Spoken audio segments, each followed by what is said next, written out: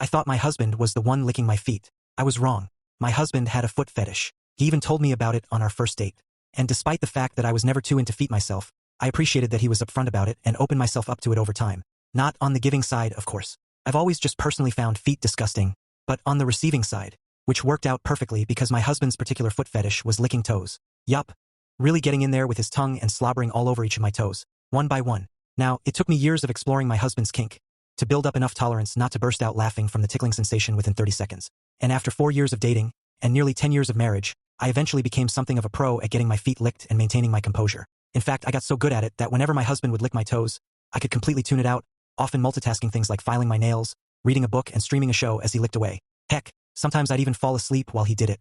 Which is why, on that fateful night in 2019, when I was lying in bed in the dark, my feet dangling off the mattress, and I began to feel a tongue slither its way up and down each and every one of my toes, I could not have been less bothered. Truth is, I probably wouldn't have even noticed that something was off, were it not for the fact that it felt as if my husband was trying a new technique. Something that he had never implemented before in the 14 years that we had been together. The bite. Yes, after feeling him suck each and every one of my toes, I then proceeded to feel more intense pressure, as I felt his teeth begin to clamp down on my feet. Feeling adventurous? I called out in the dark before shaming him, as he sometimes asked me to do. You're a naughty, naughty boy and you're gonna pay for that. I reached over to my bedside table, opened its drawer, and removed a pair of handcuffs that he sometimes liked me to use on him after he was finished with my feet. Don't make me restrain you, I called out again. But rather than play along and flirt back from the foot of the bed as he always did, he suddenly stopped biting my feet.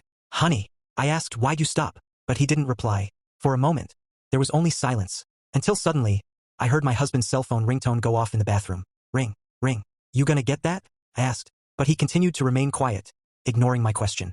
Fine, I'll get it, I said, as I hopped up from the bed and tiptoed through the dark, over to the bathroom, its door having been closed since I retired to the bedroom earlier that night.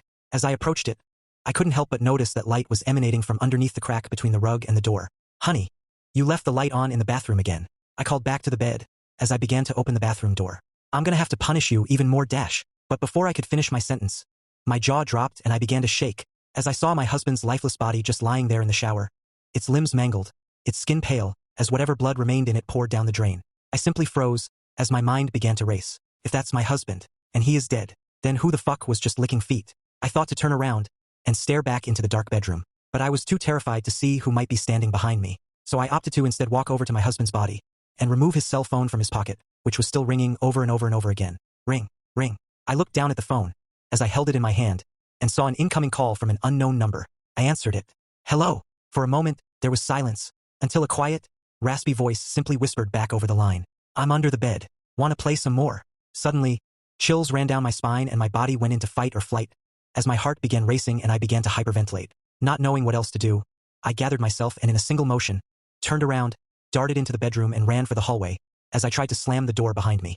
But just before I was able to close it, I saw what looked like the silhouette of a man crawl out and block it from shutting, as he writhed on the ground like an insect.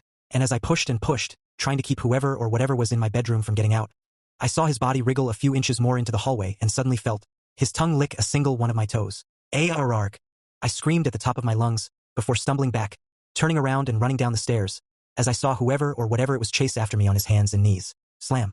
I stood there, outside my house, leaning against the door, as my body shook and tears ran down my eyes, before eventually willing myself to run to my car.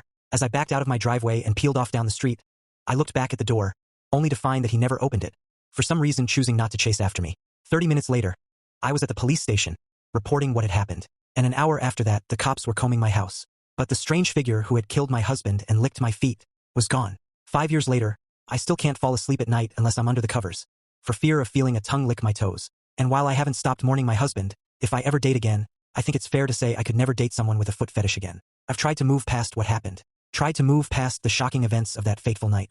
But whenever I tell someone my story and they bring up the urban legend of the licked hand, I tell them, it's no legend at all, and it licks feet too.